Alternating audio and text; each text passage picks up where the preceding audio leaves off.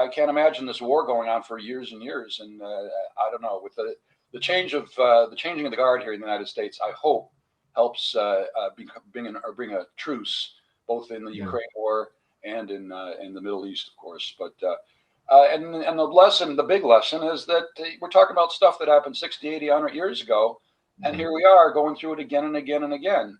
And the only difference is people find different ways to persecute and to maim and to torture. And it's all very similar in some ways, different styles. But I mean, the torture, and the people, mental or physical, is still there, isn't it?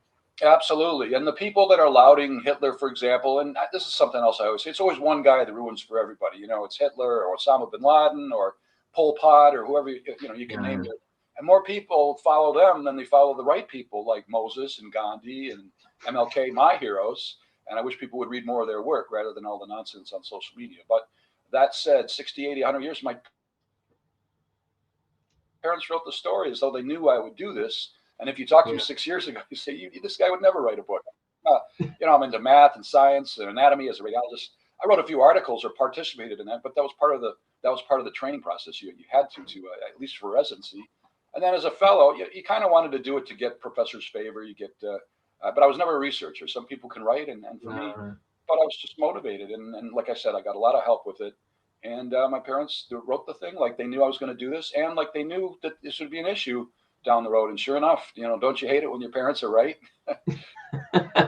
Well, what I want to talk about is within your process of doing it. You say every couple of days you're sort of like doing a bunch. Were you then sending that to Janice, or had you finished everything before Janice looked at it? It's a great question. No, the whole manuscript was done, and we sent to her as such. Now everything was digital at this point.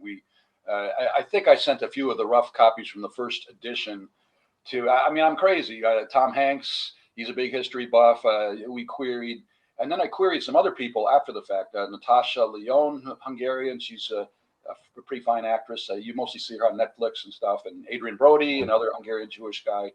And they're long shots, but we sent them mostly electronic, but in some cases, hard copies of the book. And Bob Kraft, the owner of New England Patriots, that kind of thing. Is this for testimonials? Yeah. No, testimonials were by professors. We had a wonderful, most notably, Michael Berenbaum, who was an advisor for Spielberg in the Shoah movie. I believe it was early 2000. The early part of the century that came out. I think my mom was in it too. I have to review that movie again.